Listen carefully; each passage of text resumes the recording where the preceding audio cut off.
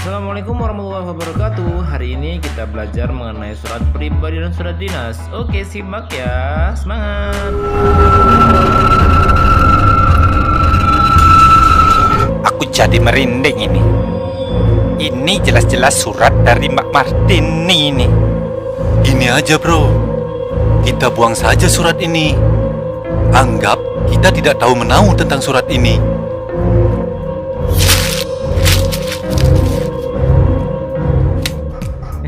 Oke ya guys, setelah ini kita langsung ke materi saja guys. Simak ya.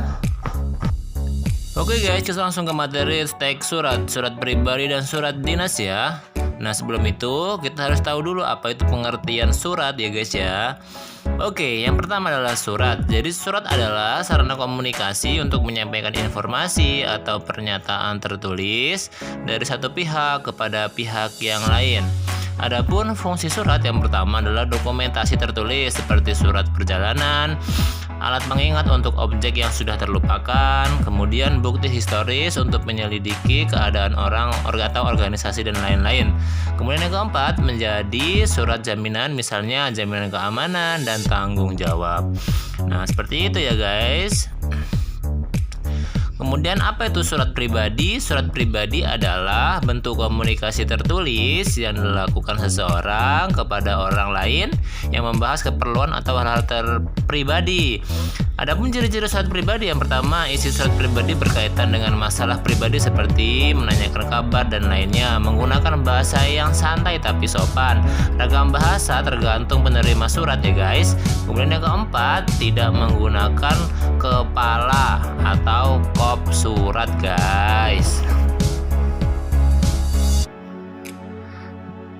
Berikutnya kita langsung saja ke unsur surat pribadi guys. Nah, di sini itu sudah ada contohnya ya guys ya. Kalian bisa pahami dan sambil dibaca. Yang pertama itu ada Padang, 02 November 2020. Sahabatku Aisyah di Jakarta. Salam rindu. Nah, itu isinya ya guys ya.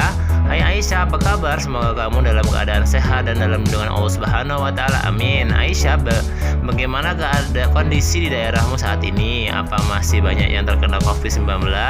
Di daerahku Covid-19 masih menghantui. Bahkan karena pandemi itu, aku belum masuk sekolah sampai saat ini. Aku mulai bosan belajar di rumah.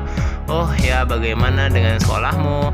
Apa kamu sudah mulai sekolah? Jika belum, beritahu aku trik mengatasi. Nah, itu isinya ya guys ya. Nah, jadi pada bagian atas, pada di Padang 02 November itu ada tempat dan tanggal surat. Yang kedua ada alamat surat. Yang ketiga itu ada salam pembuka ya guys. Di sini ada salam rindu dan lain sebagainya. Salamnya bebas, pokoknya bisa assalamualaikum juga boleh guys.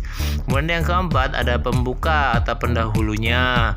Kemudian nomor 5 itu ada isi. Kemudian terakhir ada penutup yang sekian dulu ya. Nah, itu penutup. Kemudian ada salam penutupnya dari sahabat terbaikmu atau dari teman terbaikmu dan lain sebagainya.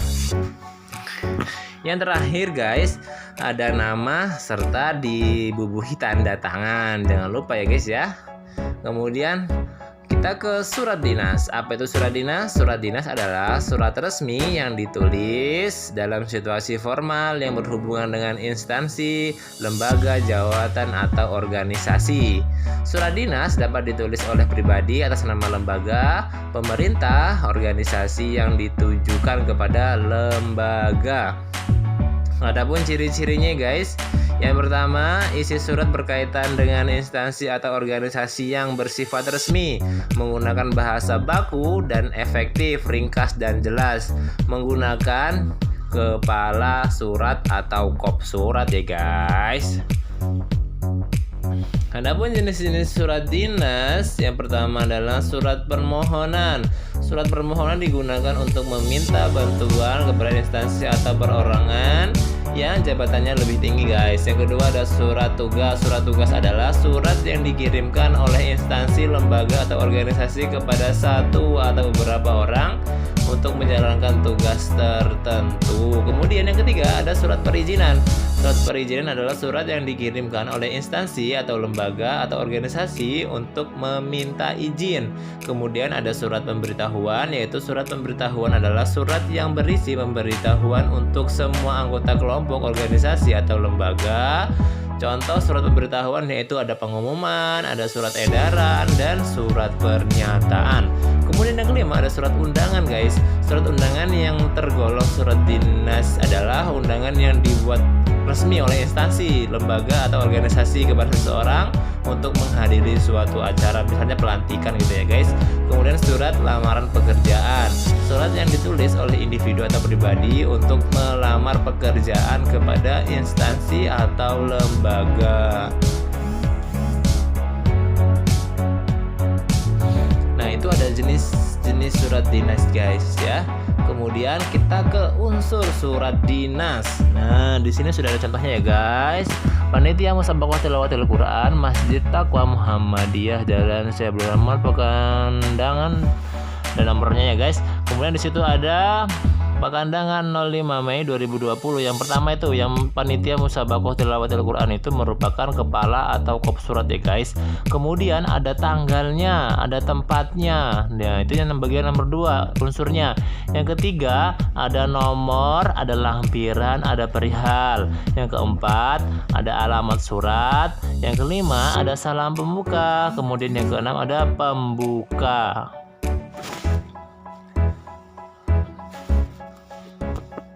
Kemudian yang ketujuh itu merupakan isi ya guys. Kemudian yang kedelapan penutup. Yang kesembilan ada salam penutup. Kemudian ada nama dan tanda tangan guys tentunya ya. Itu merupakan unsur dari surat dinas. Oke, lanjut ya guys. Kita ke pengertian. Kop surat di sini berisi tentang identitas lembaga atau organisasi ya guys. Kemudian yang kedua ada nomor, berisi urutan keluarnya surat. Lampiran ditulis jika surat tersebut menyertakan lampiran. Perihal atau hal berisi tentang pokok surat yang ditulis singkat. Jadi isi surat tersebut tentang apa, nah ditulis di perihal atau hal ya guys. Kemudian tempat dan tanggal surat, berisi tempat dan tanggal pembuatan surat. Bisa juga langsung tanggal surat saja jika pada kop surat ada tempat dan lokasi lembaga. Kemudian ada alamat surat, berisi tentang alamat yang dituju. Kemudian adanya salam pembuka, berisi bagian yang berupa kata pembukaan. Kemudian pembuka surat berisi pengantar untuk menyampaikan maksudnya. Isi surat berisi tentang hal yang akan disampaikan. Kemudian penutup surat berisi harapan dan ucapan terima kasih. Kemudian salam penutup ya guys, berisi ungkapan rasa penulis surat. Kemudian yang terima ada nomor dan tanda tangan. Nah, berisi atau ada gelarnya, tulis gelarnya juga ya guys, jangan lupa. Dan tanda tangan si penulis tentunya guys. Kemudian kita ke perbedaan surat pribadi dan surat dinas nih. Nah, yang pertama surat pribadi. 1. Isi surat pribadi berisi keperluan pribadi. Kemudian yang kedua menggunakan bahasa sehari-hari, santai tapi santun ya guys. Tidak terdapat kop, nomor, lampiran, dan perihal surat. Sedangkan surat dinas, isi surat berhubungan dengan instansi, lembaga, atau organisasi, menggunakan bahasa yang baku dan efektif. Kemudian yang terakhir terdapat kop surat atau kepala surat, nomor surat, lampiran, dan perihal. Nah, itu kurang lebih perbedaan antara surat dinas dan surat pribadi guys. Oke. Demikian materi pada hari ini guys. Jangan lupa kerjakan tugasnya. Oke, assalamualaikum.